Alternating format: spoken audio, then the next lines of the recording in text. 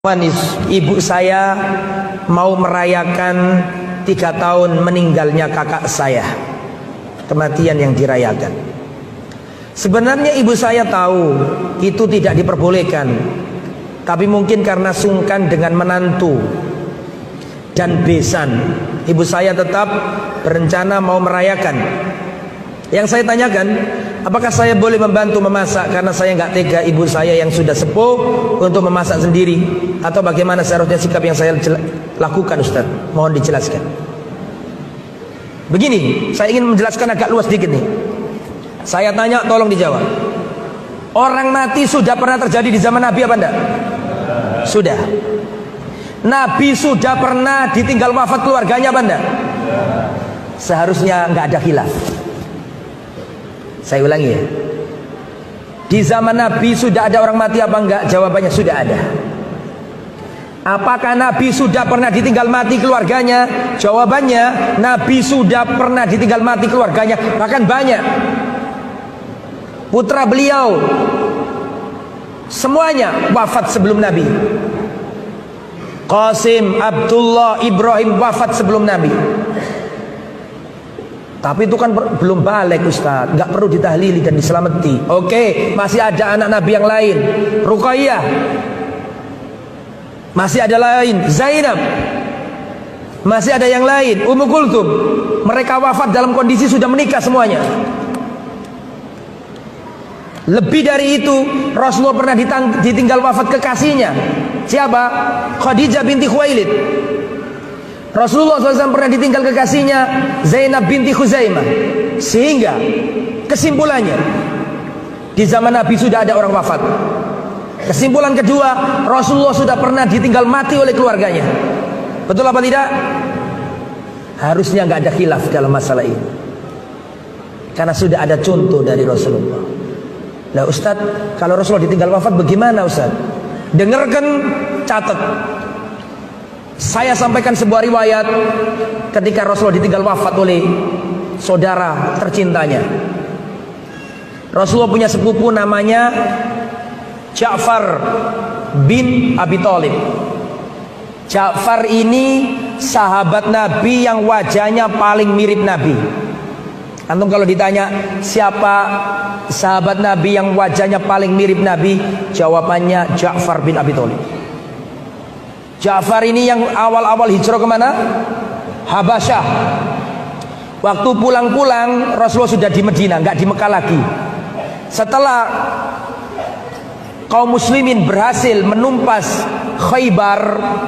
Khaybar itu dikuasai orang Yahudi, ditaklukkan sama kaum muslimin. Khaybar berhasil dibebaskan.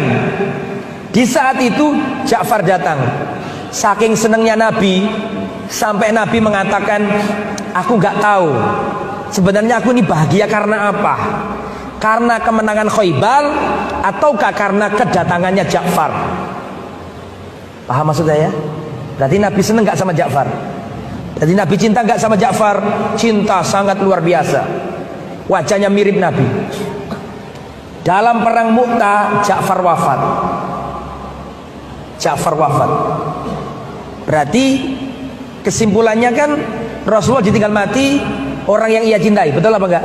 Nah sekarang apa yang dilakukan Nabi? Ya ini yang harus dicatat. Dan tirulah nabimu. Ketika Ja'far wafat, apa yang dilakukan Nabi? Nabi berkata kepada para sahabat, isna'u li ali Ja'far ta'aman faqad atahum ma yushhiluhum. Sahabat-sahabatku, buatkan makanan untuk keluarganya Ja'far, karena telah datang kepadanya perkara yang menyibukkan mereka. Orang kalau ditinggal mati itu sibuk apa enggak? Sibuk, nggak sempat mikirin menunya manusia. Nanti menunya apa, rendang apa, soto lamongan. Oh, dia aja kepikiran kok, dia aja ditinggal wafat kok, disuruh mikirin makanannya orang. Makanya kata Nabi, isna'u li ali Ja'far ta'aman, buatkan makanan untuk keluarganya Ja'far. Pertanyaannya, berarti yang membuatkan makanan yang ditinggal mati atau orang lain? Catat itu. Apakah cukup di situ? Enggak. Rasulullah datang. Rasulullah mendatangi keluarganya Ja'far. Istrinya Ja'far adalah Asma binti Umais. Dan pada waktu itu Ja'far punya anak 2.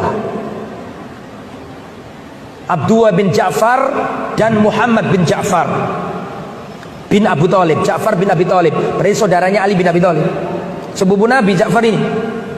Maka datanglah Rasulullah. Jadi yang pertama tadi menyuruh orang membuat makanan, itu satu ya, ditulis. Yang kedua, Nabi datang ke rumahnya Ja'far, keluarganya menangis. Istrinya nangis, anak-anaknya kecil nangis.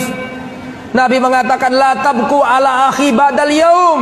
Jangan kalian tangisi lagi saudaraku setelah hari ini. Stop, jangan bersedih lagi. Berarti ditarik poin kedua. Yang dilakukan Nabi adalah mendatangi rumah duka dan menghiburnya, bertakziah. Itu nomor 2, catat. Betul apa enggak?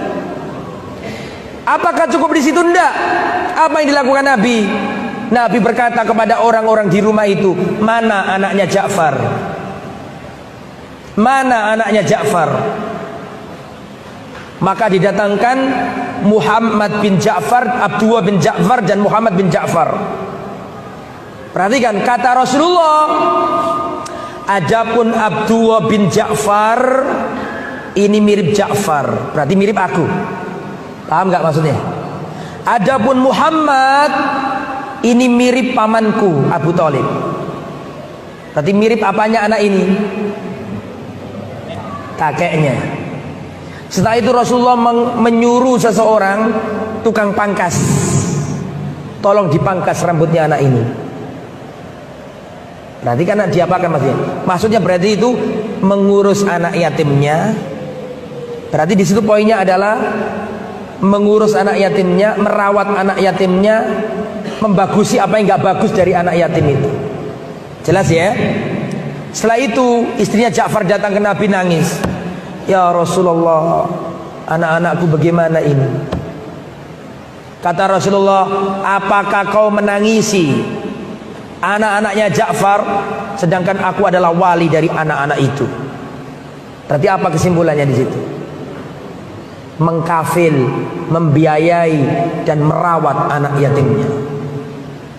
Logikanya itu Pak, anggaplah kita nggak pakai agama sudah habis, nggak pakai agama misalnya, kita pakai sosial saja. Kalau ada orang kena penyakit, kena kesulitan, kena musibah, harusnya orang yang nolong apa dia ngasih makan orang? Logika sosial ya. Kalau orang kena musibah itu dia apakan? Ditolong. Agama itu simple, agama mudah, tidak ribet. Di desa itu Pak, kalau ada orang mati itu sedih, tapi setelah itu lebih sedih lagi, karena kalau nggak punya uang dia harus jual sapi, jual lahan untuk bisa nyelameti si mayit. Ini fakta loh, bukan katanya orang. Bukan wong desa, ngerti kejadian di desa itu. Sudah keluarganya pas-pasan ditinggal mati oleh keluarganya, bingung. Harus diselamati, jual ini, jual itu. Setelah itu jalan jangka dekat, berapa bulan keluarganya satu mati lagi, jualan lagi. Islam tidak sezalim itu. Agama yang mudah, yang enak, yang sesuai fitrah. Ada orang susah ditolong. Jelas ya? Jadi kematian sudah ada di zaman Nabi. Nabi ditinggal wafat sudah pernah. Maka contohlah yang dilakukan Nabi ketika ditinggal wafat oleh keluarganya. Para sahabat mengatakan, kunna na'uddu al-ijtima', kami menganggap kumpul-kumpul di rumah orang mati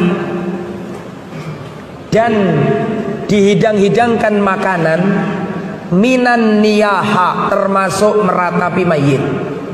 Yang ngomong siapa ini? Sahabat Nabi. Kunna na'uddu al-ijtima' inda ahlil mayyit. Kami menganggap, kami para sahabat Nabi mengkategorikan, menganggap kumpul-kumpul di rumah orang mati sambil dihidangkan makanan minan niyaha, termasuk meratapi mayit. Dan antum tahu nggak bahaya meratapi mayit? Dengarkan.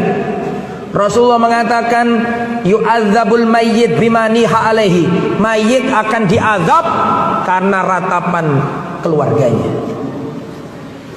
Sayang nggak antum sama saudara kita yang wafat tadi?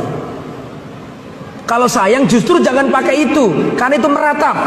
Meratap itu bisa berakibat terazabnya orang yang diratapi. Nabi yang ngomong, hadis Muslim, Bukhari. Yu'adzabul mayyit bima niha alaihi, mayit akan diazab karena ratapan keluarganya. Dan salah satu meratap menurut tafsirnya sahabat adalah kumpul-kumpul di rumah orang mati sambil dihidangkan makanan.